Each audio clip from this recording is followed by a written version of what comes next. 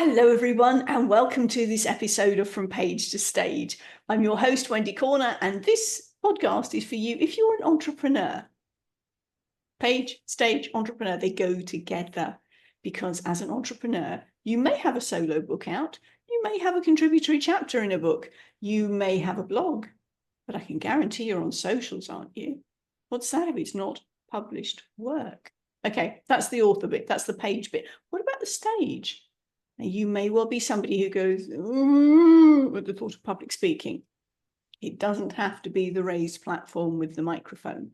If you can do a one-on-one conversation with somebody, you can do a podcast just like this. And yes, it is a stage. Now, today, I have a second bite of the cherry. The lovely cherry that is otherwise known as Christy Holt. Christy came to speak with us earlier on in the year, and she hinted that there was something she was working on, another solo book. Well, I'm really excited to tell you she's actually birthed it. So, Christy, welcome back. For those who missed the first episode, tell us a bit about how what we're saying about Myrtle. Tell us a bit about who you are and how you got to where you are now. Yeah, thank you so much for the warm welcome, Wendy. I'm so grateful that you invited me to come back so that I could share a little bit more about my story and my journey. So hello, everyone. I'm Christy, also known as the Happiness Hussy, and I am on a mission to spread happiness throughout the world. That's why I call myself the Happiness Hussy. And I am an author of a number of books, my most recent one being called Love Unstuck, which is all about creating healthy, happy relationships through self-love, emotional intelligence, and authentic connection. And I'm here to help people become the person that they want to spend the rest of their lives with.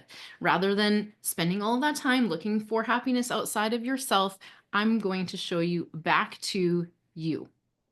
Nice. Okay.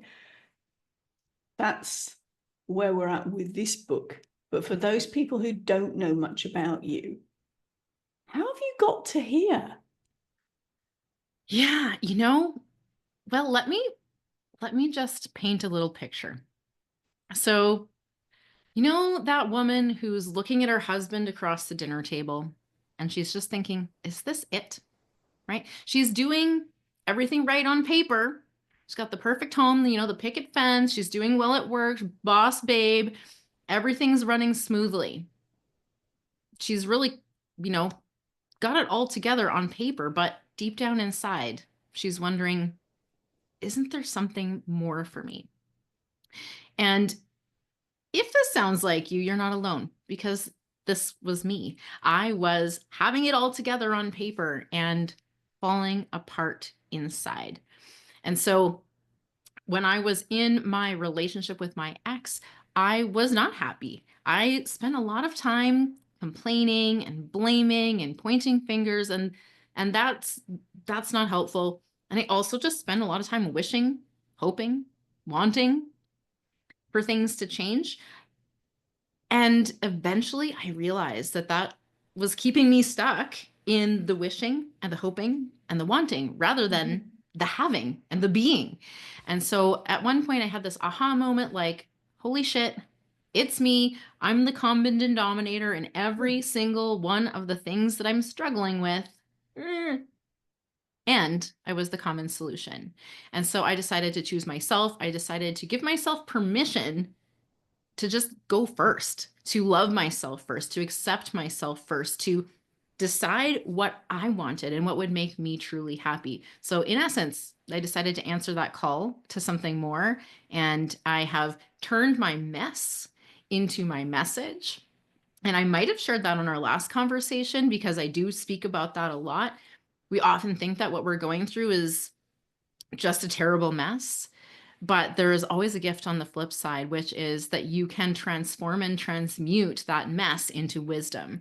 So that is what I have done. And that is why I've created all of my books, but especially Love Unstuck as a guidebook to helping you love yourself back to life, just like I did. So that's the point, isn't it? As you said, the common denominator in all of the life's little hiccups, it's generally you. Yeah. And whilst on the surface that might be really confronting, it's actually also empowering. Yes. Because once you've identified that, you can go, okay, well, if it's down to me, then I can do something about it. Because all the blaming, shaming, judging thing that you were talking about earlier, you're passing the locus of power over to somebody else. And if they don't do anything about it, you're still the one suffering. Absolutely. You're the only one who can change it by changing you. Love it, love it. So the Love Unstuck is self-love. It really is. I mean, it's a book about relationships and how to create healthy, happy relationships with other people. But the foundation is you, right? Yeah. And that's why I often say, like, you don't have a relationship problem. What you truly have is an identity problem. That means you not standing in your power. Isn't it interesting? I mean, we could go down a rabbit hole with identity, because identity very often is a case of how we identify ourselves in relation to other people. Absolutely.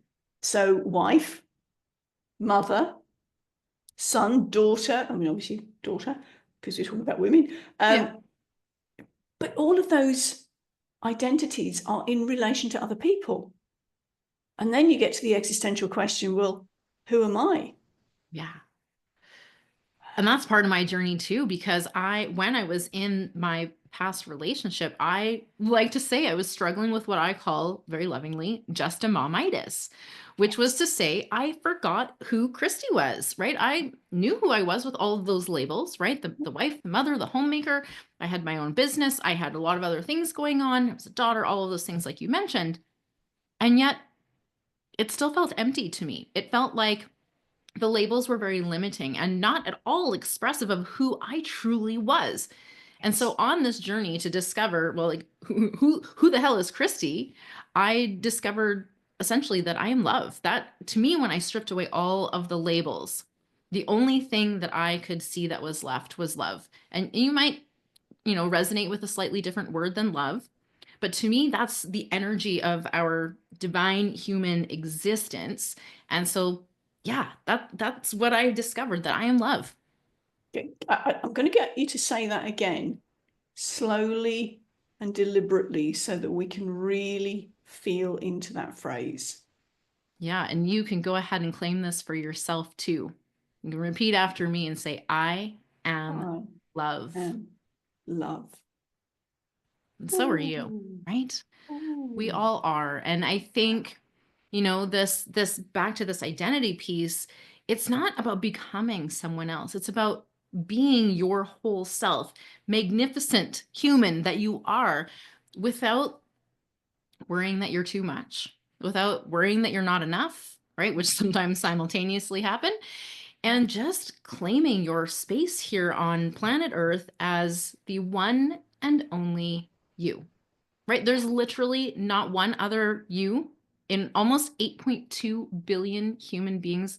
Like, you're it. And that's why turning your mess into your message is so important, because, well, literally, you're the only one who can do it, right? You're the only one who can tell your story. You're the only one who can share your experience and your wisdom in only the way that you have it.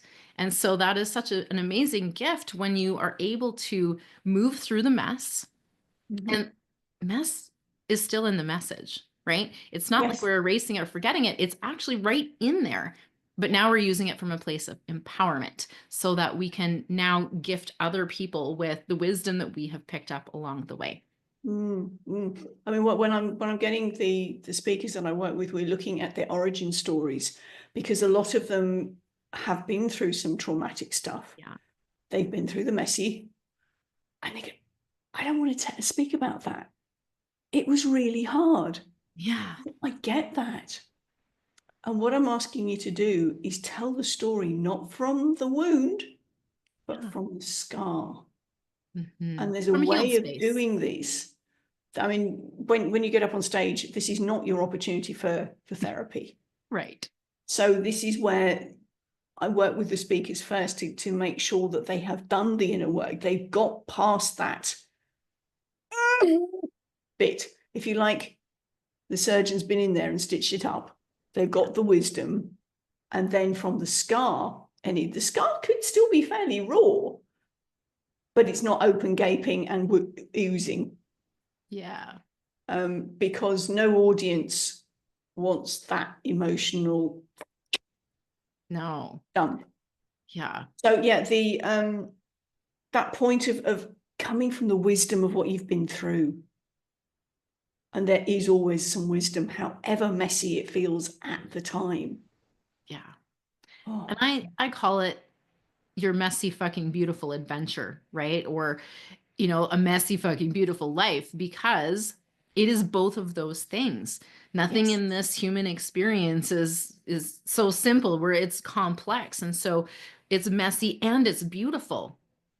And you're not broken, despite what it might feel like, and despite what you've gone through. And I will say here, none of that is your fault. So please, permission slip to set down the heavy weight and stop carrying the past pain and trauma with you. You do not need to do that anymore, because you're whole. You're not broken. You don't need fixing. There's nothing wrong with you. You're whole.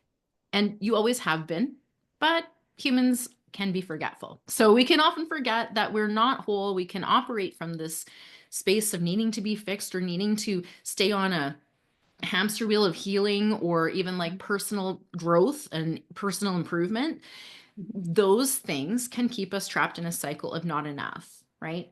And so I counter that with an approach of, you're whole. You're already whole. You're perfect and imperfect, because humans are imperfect according to, I don't even know what perfect is. It's an illusion, a mirage, if you will, something that the goalposts keep moving. And the truth is, you're already whole. And instead of trying to become someone else, a different version of you, it's more stripping away of what's not you that will actually get you to this place of realizing, remembering your wholeness. And that is a place from which you can grow and evolve, instead of constant healing and fixing, right? Yeah. You were saying about the I'm broken. These are the scripts we run in our head, the things we keep telling ourselves. And the more you keep repeating it to yourself, the deeper that neural groove goes. I can give you literally that example. Audience, you may or may not know that in a previous life, I was a speech pathologist working with adults with or without autism and intellectual disability. And there was one gentleman I worked with who told me, I'm broken. And I said, really? Who told you that?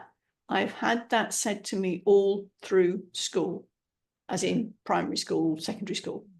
He was at the most prestigious university in the state that I worked in, doing a double major in maths and physics.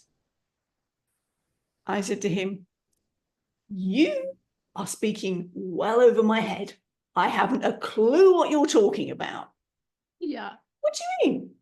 I said, what you are studying is way over my head. Can you see you are not broken? In this comparison, I'm the one who's broken. And he looked at me and went, you're not broken. I went, no, and neither are you. Oh, okay. He took a little longer to get to his goal of getting his degree because of the social side of things, but he wasn't broken. Yeah, that's some BS right there. Some belief system BS.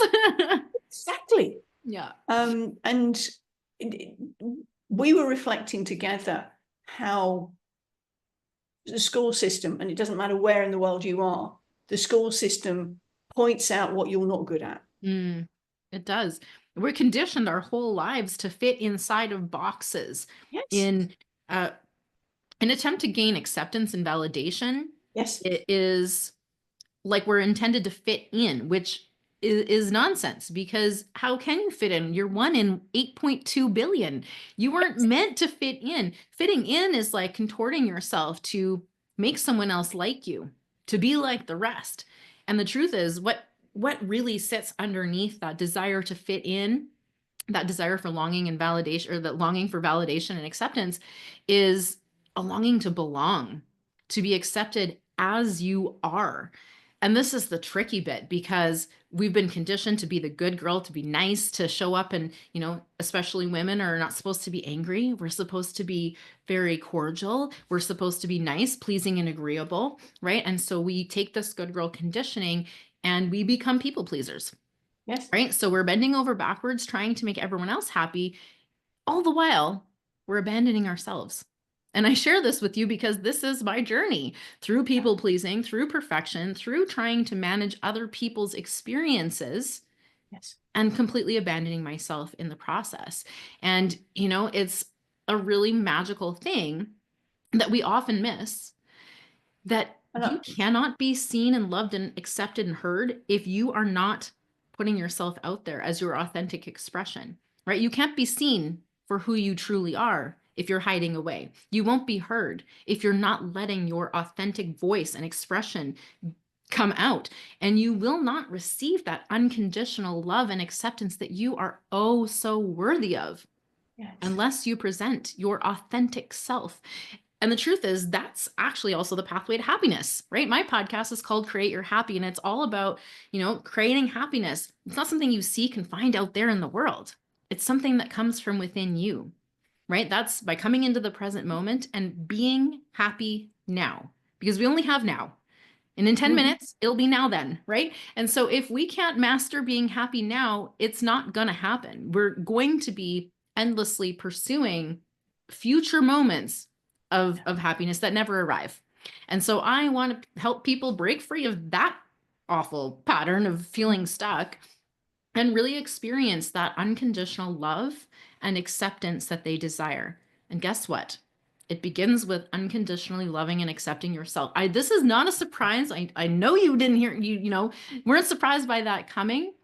And yet it's something that so many people miss, that we need to show up authentically as ourselves in order to receive the fullest extent of that unconditional love and acceptance.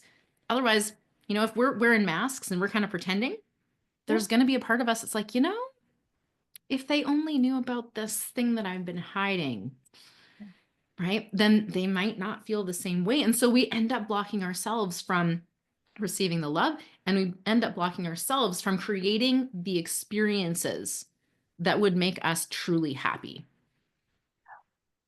And again, that's back to the labels that we adopt in relation to other people.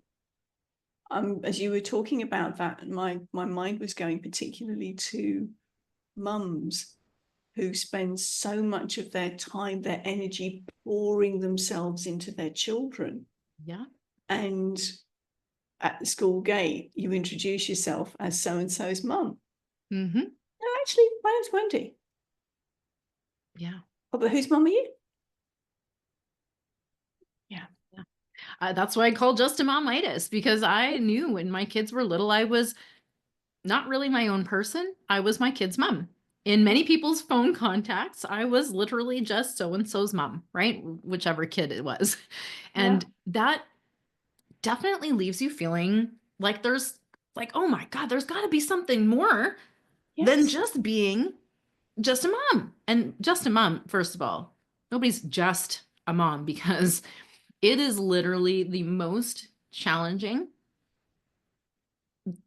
growth-inducing, and eye-opening experience, parent in general, we'll say, but we're talking about moms here, that a human can experience. I think that there's something we cannot prepare for. And I myself have 4 teenage boys. I have 3 of my own sons and 1 bonus son. They are 14 to 17, all 4 of them. And I'll tell you what, they are the greatest teachers there have ever walked the planet. They challenge me to figure out my stuff, because it's not theirs, and it's not fair for me to, have them push my buttons and then blame them. Although that is a pattern that so many people are stuck in. And if you're doing that, I see you, and it's not your fault, but you can do this differently, right? And so this is that radical responsibility piece of saying, like, you know what? My buttons are my responsibility. And if I take responsibility for those, I'm empowered to operate from a place of personal power rather than giving my power away to other people and then saying that, hey, it's your fault that I'm feeling this way, or you triggered me, or that triggered me. I don't even like the word trigger because it's kind of outsourcing the whole thing. It's an activation. It's bringing something alive in you, right? Invitation for you to look within and see what that might be about for you. That's the radical responsibility that will absolutely transform your life from the inside out. Yes. Yeah. And grace and compassion is so important. I have to For add yourself compassion. and them. Yeah. Yeah, because we tend to, I know somebody out there is listening, be like, easy for you to say, but like, this is my situation. I know it's easy to pile the guilt and shame on yourself and to feel badly. And the truth is, it's actually a gift to see those repeating patterns. It's actually a gift to see, wait a minute, this is actually my thing, and how can I shift it? And it's easy to put the guilt and shame on because we know more now than we did before, even if it was 5 minutes ago, right? We have more awareness now. And so if we're looking back and thinking, I should have done that differently. I could have said that a better way. Oh, I can't believe I did that. I made the worst decision. You didn't. You were learning. And the beautiful thing is you're always on this upward trajectory, right? You're always seeing things from a new vantage point where you have a new awareness. So it's kind of pointless to like beat yourself up for a decision that you made previously when now, yeah, sure, you have more information and you can see that it could have gone differently. But that's part of being human. That's how we learn and grow. And so beating yourself up is so counterproductive. Instead, inviting in that self-compassion and saying, like, I did the best I could with the resources and understanding I had at the time. And now I have more information, right? And now I can move forward. And this is how we move forward instead of staying stuck in that guilt and shame. Now I have more information. How will I choose differently, right? That is the personal power in action. And that's when you can flip the internal script, as I call them, Yeah. and go, okay, I'm broken. No, that one's gone. I'm learning. I'm I'm growing. learning how to interact with so-and-so.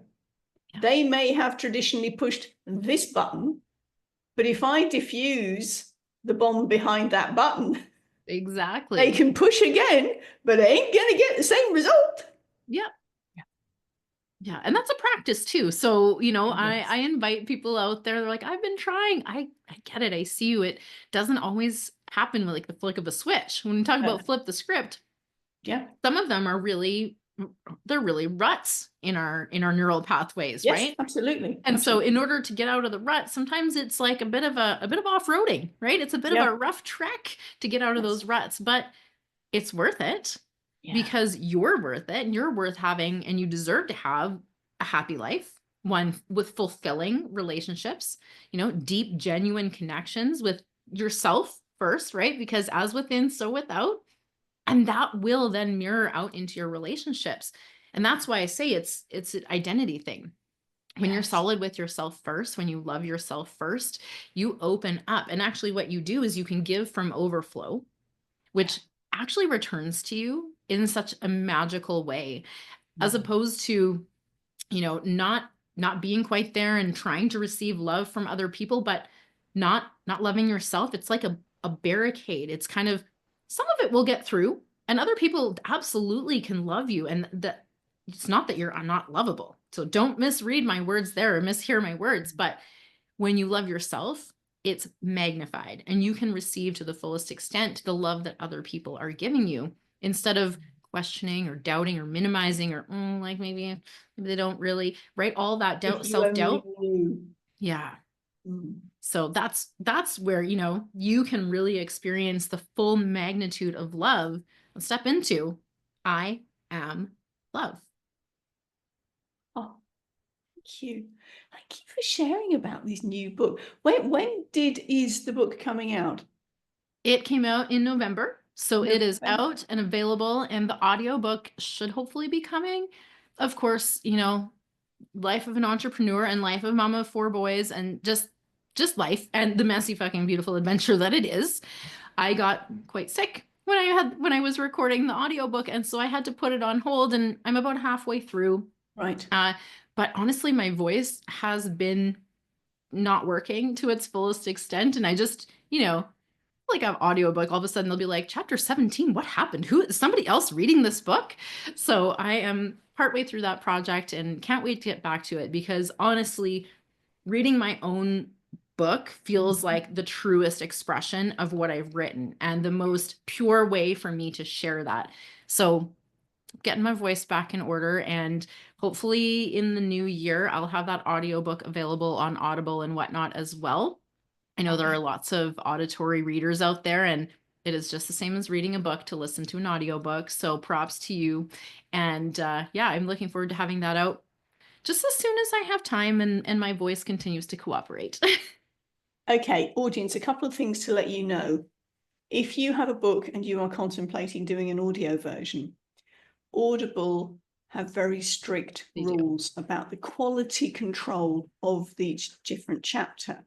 So what they suggest, or what I've heard, and I recommend this as well, background in speech pathology, as I mentioned earlier, is if you're going to record it at the same time each day. Having had the same amount of water, so your hydration levels are the same, your lubrication levels are the same, and you are in the same environment.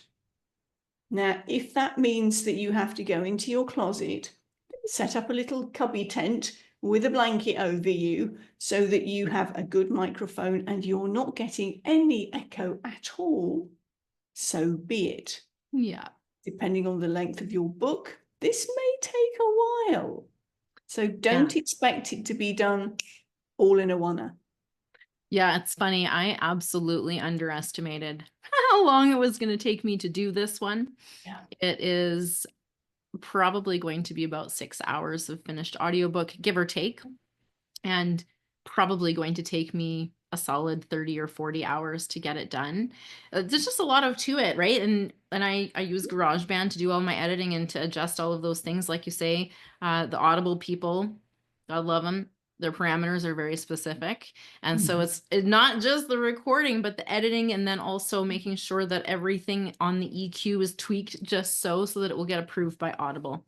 It's an adventure, but I'm up for it. So well, not my got first bots rodeo. involved. Yeah. And bots aren't human, and bots don't give any leeway at all. Yeah. It maintains the quality. And That's a audience, so good that thing. was the first thing I wanted to say to you. Secondly, do think about doing an audio version. Don't let this put you off, because I don't know about you, if you're not an audio person, this may not mean much to you, but I've listened to audiobooks that are narrated by a professional, and I've listened to audiobooks that are narrated by the author.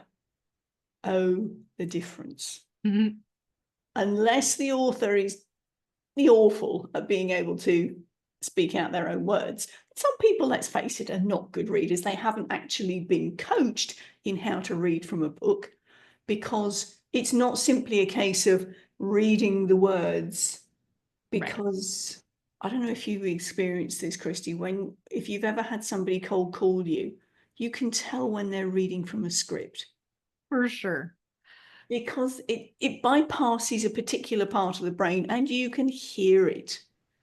So the best forms of audiobooks, in my opinion, are when you've got the author reading it and they kind of go off piste a bit.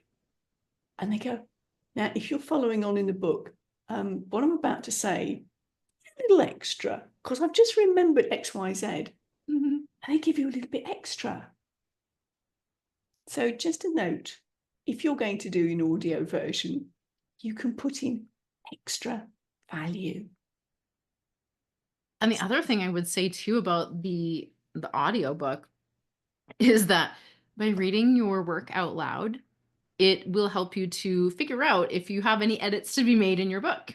So 2 for 1, if you can do this before your book is finalized as part of your process, or even if you're not recording an audiobook, but to read it out loud really helps you to hear what's written in the way that you would like to say it, and helps you identify where maybe you need to switch up your punctuation or the sentence is too long. Some of these things are hard to see when you're reading it because I don't know about you, but on the 4,000th round of editing, it just is a blur.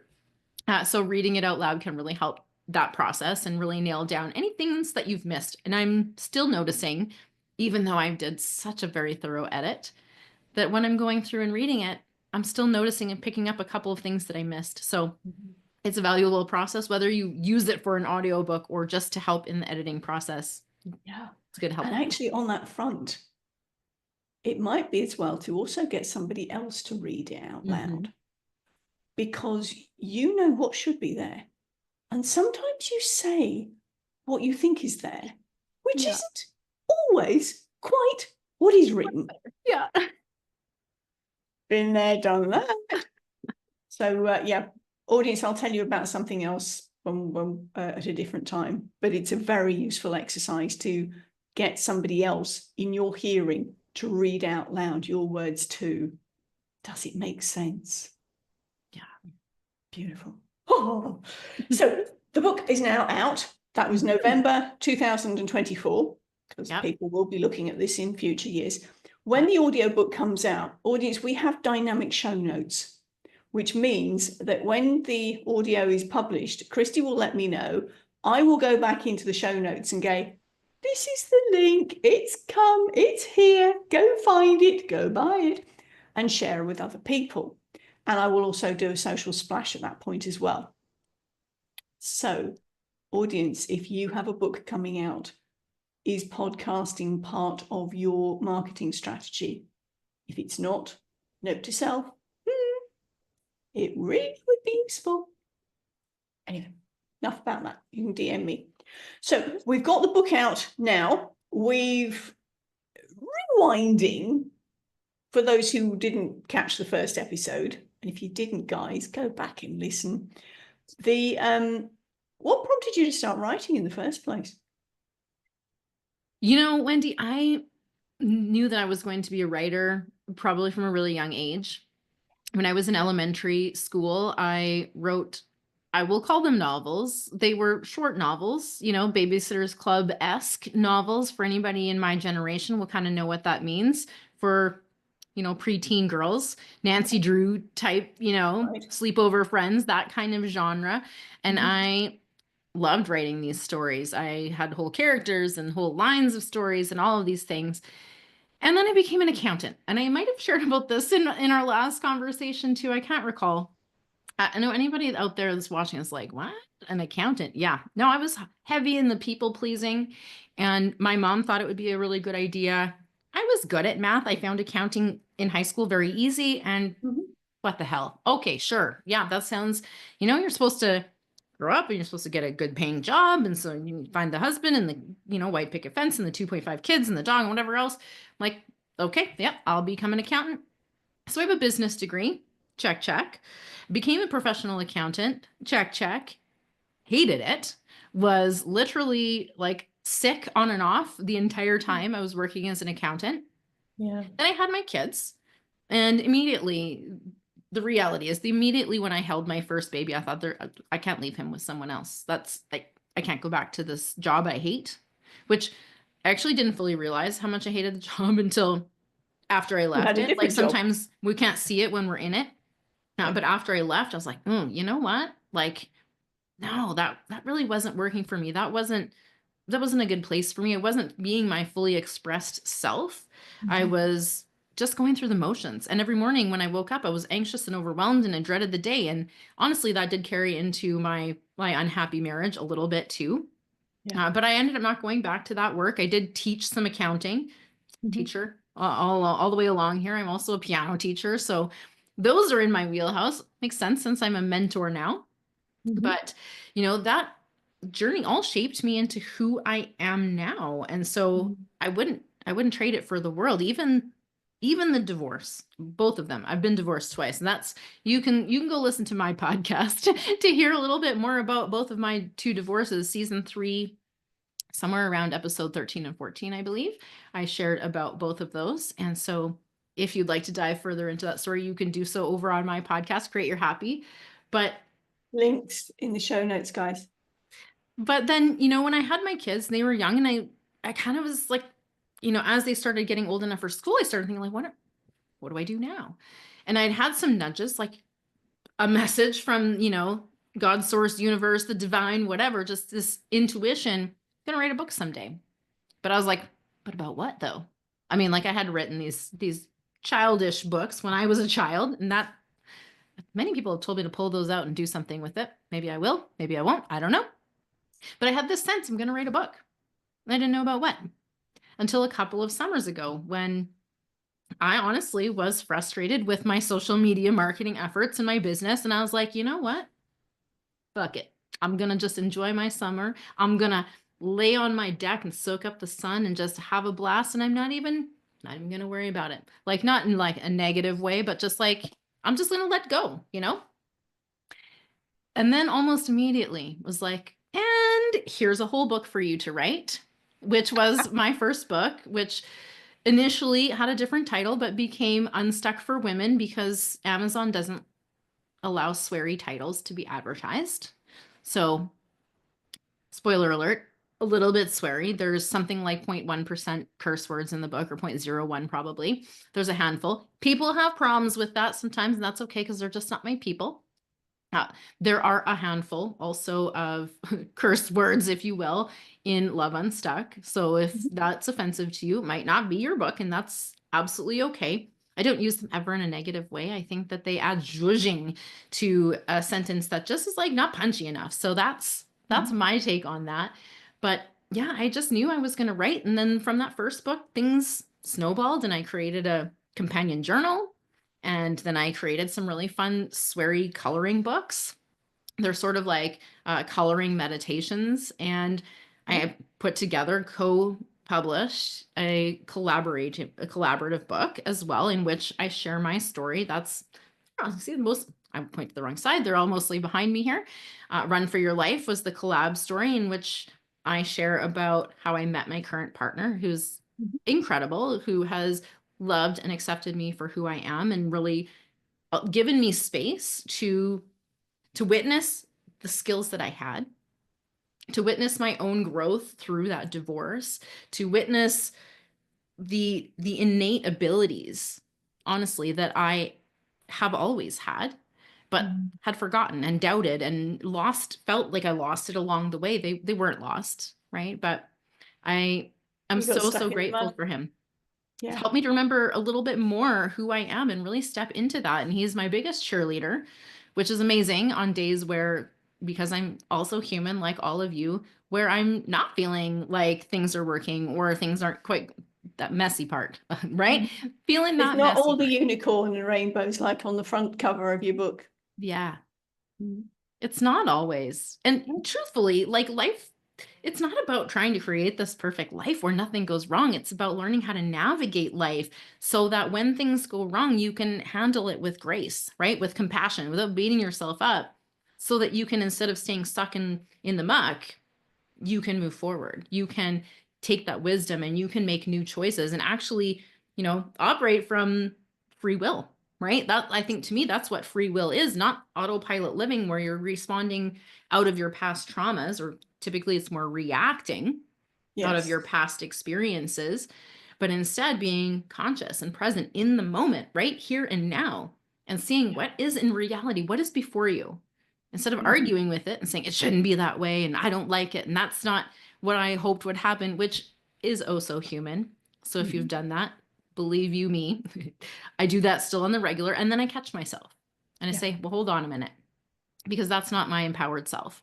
That is autopilot reacting. And I am choosing to respond in a way that is more in alignment with the intentions that I want to create, which is who I want to be and the experiences as a human that I am here to have, which are meant to be fun and pleasurable and enjoyable and make you so happy. Yes. Yeah. Love it. Love it. So, I mean, that's a lovely, what's the word I'm after? Summary. The summary is a bit of a daft, not daft, but it's a bit boring. But you've explained to us the journey of your writing so far. I'm sure there'll be another book out soonish. Do you have any inkling that there's another one on the way? Remains to be seen, I guess. But I do have couple other things that I was actually working on before these books that, sometimes you get ideas and they don't come in order, right? So Yes. I have some of these other things, written and they weren't ready. Other Mhm. books needed to come first. So I'm not sure the exact timeline, but I'll know it when I see it, and everything will unfold in the exact perfectly divine timing that it's meant to. And first of all, though, I'm going to take a little wee break because 2 books this year was a Oh, lot. golly, yes. So I'm not even going to think about that. I'm off No, to no, Honduras in February, and until I am beach rested, then we'll talk after that. absolutely. Did you say you're going somewhere for Christmas and New Mm, Year? And in February, I'm going to Honduras. oh, nice. Yeah, Nice. very excited. I've never been. So it's going Mm, to be quite an adventure with just my partner and I. We are going to have a blast. We have so many super fun plans. fabulous. Fabulous. Talk us through your speaking stuff now. And you mentioned already that you're a podcaster. Do you do any other virtual summits or in-person events and workshops? And I know you do lives because you were on one this morning. Yeah. Tell us a bit more about your speaking. Yeah, I definitely love to use my voice. I think it's one of the gifts that I have to share. And I do speak somewhat regularly on various different kinds of summits. It's like, for example, this year I was on a Thriving After Abuse summit. And oh gosh, I was on a few others, but the names are escaping me because they were more than like last month. The book launch, kind of erased Oh, everything yes. before November. Yeah. But the Thriving After Abuse Summit was in November as well. Mhm. I love to share my story because I know that when I share my story, other people will likely recognize themselves in it and thereby feel, hey, I'm not alone. I'm not the only one. And it can feel so much like that's the case when we're Mm. just going through life and we're not talking about our problems. We, often don't want to burden other people, or we just don't want to talk about it. We want to just stuff it away and pretend it never happened. Yet there's a magical thing that happens when we're vulnerable, when we share our stories, and when we allow other people to witness our stories, because they do maybe feel like, hmm, maybe maybe this is a path for me too, right? Maybe Yeah. this is a way that I can navigate this challenge in a way that I can come out on the other side stronger and empowered. And that is a gift that I can give using my voice and sharing through Mm. different summits, or, you know, lives with other people. And I do a ton of podcast guest speaking just like this. Mhm. I think I'm well over 100 guest spots. Go And you. I just love sharing my story and having meaningful conversation. I Yeah. actually prefer to connect with, I find it easier actually to connect online with really like-minded people. It's a little harder to find those really like-minded people in person than it is online, though I do have some incredible in-person local people in my life. It Mhm. is really a gift of the internet to be able to Yeah. connect globally with Yeah. people who also love to share those deep and meaningful conversations, and take in trainings that maybe just give them a key, right? A key to what's Mm. possible for you, a permission slip even to step into your next, way of being. Yeah. It's that broadening the horizon, isn't it? So that you are no longer stuck in that little rut, but you can Yeah. go, oh, yes, I can get out of this particular rut. Take a little bit of an extra effort, but yes, I can do it. Yeah. Beautiful. Yeah. Beautiful. Okay, Christy, you mentioned how you in your speaking, you do embody those words. You share your vulnerability, which is one of the things I absolutely adore about you. There are no holds barred, I'll talk about anything. which is absolutely wonderful. So thank you very much for sharing that. As we're winding up, do you have any final words of wisdom for us? Hmm. So many potential things I could share. Where do I narrow it down to? Well, I'm going to summarize with this. This is not something new, but I'm going to summarize with something I sort of shared earlier to really hopefully leave you with this little nugget, is that the greatest love story that you will ever be able to write for yourself isn't about finding the right person. It's about being that right person. It's not about, measuring up to anyone else's standards. It's about showing up as authentically you. And that is the only way to create those really deep connections with other people. It's the only way to create your happiness. Oh, lovely. Gushy, gushy, gushy. Thank you so much, Christy, for being on our show and sharing your From Page to Stage. Thank you. For now, bye from us.